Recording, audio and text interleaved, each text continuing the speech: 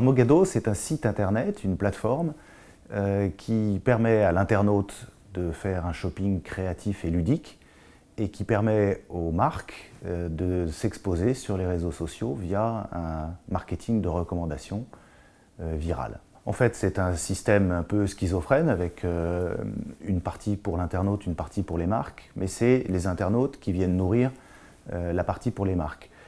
Alors pourquoi c'est un shopping créatif et ludique? Créatif parce qu'en fait on va présenter des produits, tendances, innovations, originaux, et donc que l'internaute va pouvoir découvrir grâce à ce site.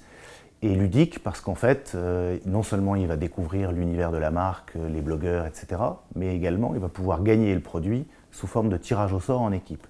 Et donc c'est là que réside l'originalité de l'outil.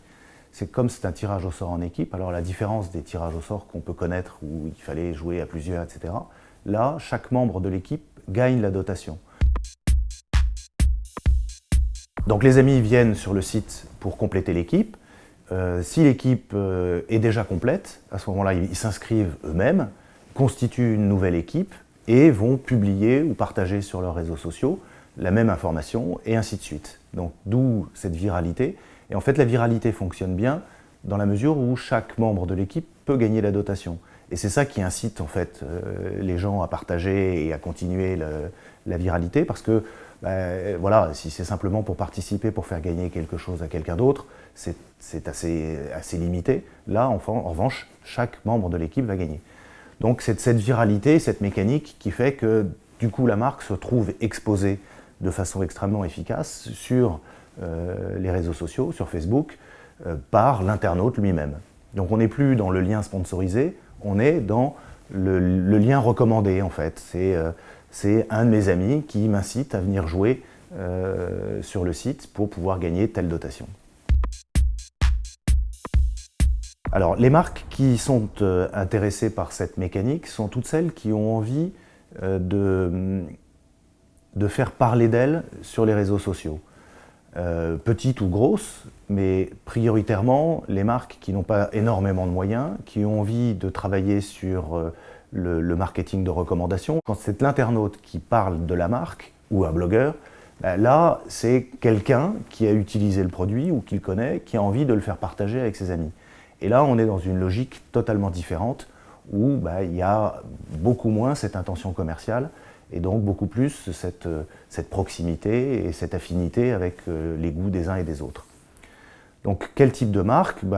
Beaucoup de petites marques qu'on va dénicher, qui se créent, qui ont besoin de faire un petit peu de bruit autour d'elles et qui commencent la plupart du temps par les réseaux sociaux parce que justement il y a cette mécanique de viralité, de proximité qui est assez efficace. Et puis parce que l'outil est très peu cher et donc forcément les petites marques sont intéressées.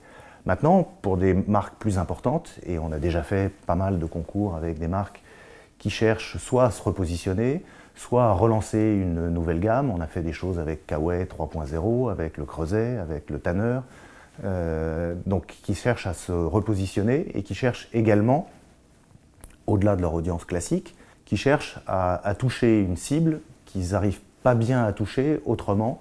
Et donc cette cible qui est effectivement de dire je vais exposer ça auprès des gens qui sont déjà fans chez moi sur Facebook et qui eux-mêmes, par la viralité, vont aller chercher des gens qui sont dans la même orientation, dans la même cible ou tout simplement qui ont les mêmes goûts.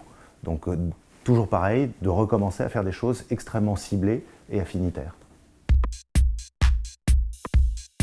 Pour des marques qui veulent tenter des choses, il y a deux façons de tenter des choses. D'abord, une première façon qui est de tenter la mécanique, l'outil, parce qu'il est tout à fait nouveau et qu'aujourd'hui, quelque part, on a inventé un nouveau système pour faire de la publicité via Facebook et via les amis des amis et des amis.